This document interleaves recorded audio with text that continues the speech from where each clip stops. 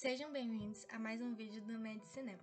Nesse vídeo, iremos falar sobre o documentário Células-tronco, a chave da regeneração. Essa crítica foi realizada pelos discentes do curso de Medicina da Universidade de Brasília, Alexia Hannes, Perla Soares, Renato Bruno, João Lucas Affiori. Esse documentário foi produzido no Brasil e exibido pelo Discovery Channel no ano de 2011. Foi dirigido por Marcelo Bozzini e Rodrigo Astriz. Você acreditaria na possibilidade de um cego voltar a enxergar?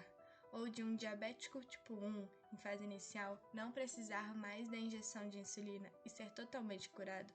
E se eu te dissesse que uma pessoa com distrofia muscular começasse a ter movimentos normais? O que faz esses milagres poderem se tornar realidade tem nome e se chama células-tronco. Essa é a nova fase da medicina que o documentário apresenta. Antes de mais nada, iremos abordar alguns conceitos importantes. As células-tronco dão origem a todos os tecidos e órgãos do nosso corpo, e por isso possuem a capacidade de se diferenciar em vários tipos celulares. Nos adultos, alguns órgãos armazenam essas células, tornando possível a sua renovação e regeneração. Essas células podem ser divididas em várias classificações. Aqui falaremos de 3: células-tronco embrionárias, células-tronco adultas e das células-tronco induzidas. O primeiro grupo, como o próprio nome se refere, são encontradas no embrião, mais especificamente no estágio de blastocisto, que ocorre de 4 a 5 dias após a fecundação. Essas células são pluripotentes, o que significa que podem dar origem aos 3 folhetos embrionários: ectoderma, mesoderma e endoderma. Já as células, após esse período de 5 dias, são consideradas células-tronco adultas, sendo multipotentes, ou seja, possuem uma limitação em se diferenciar. São encontradas no cordão umbilical, cérebro, tecido adiposo, pele, coração, sangue, músculo e entre outros exemplos. As células-tronco induzidas são geradas em laboratório a partir de uma célula-tronco adulta, na qual se ativa uma reprogramação celular, feita por meio de um vírus, que regride esta célula ao seu estágio de célula-tronco embrionária, se tornando assim pluripotente novamente e capaz de ampliar seus tipos de diferenciação. Essa técnica foi criada e estudada pelo japonês Shinya Yamanaka e pelo britânico John Gurdon, que lhes rendeu o Prêmio Nobel da Medicina em 2012.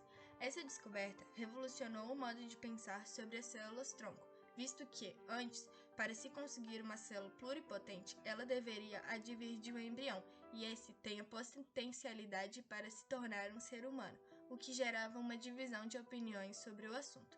O documentário mostra os avanços da pesquisa nesse rumo de forma simples e acessível a quem não tem um conhecimento aprofundado do assunto.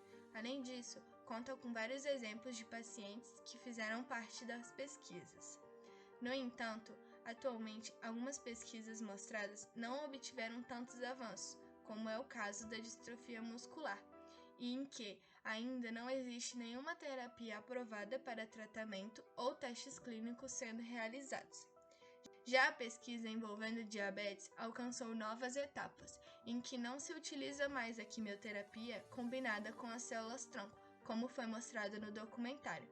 Já se consegue converter células-tronco humanas em células beta-pancreáticas, que são as responsáveis pela produção de insulina.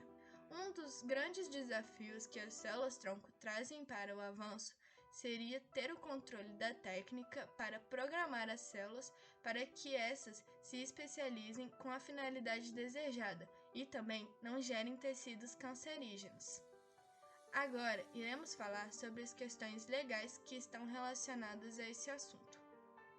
No Brasil, houve uma alteração na legislação da Lei de Biossegurança, aprovada pela Anvisa, em fevereiro de 2020, que passaria a valer em 1º de junho. Porém, essa autorização foi antecipada, visando o enfrentamento da pandemia da Covid-19. A lei passa a autorizar, então, a terapia com células sanguíneas e de cordão umbilical em pacientes com doenças raras, sem chances de cura, ou que possuem opções terapêuticas muito limitadas. Essa alteração é vista com bons olhos pelos cientistas, visto que podem trazer grandes avanços em pesquisas para o Brasil nessa área.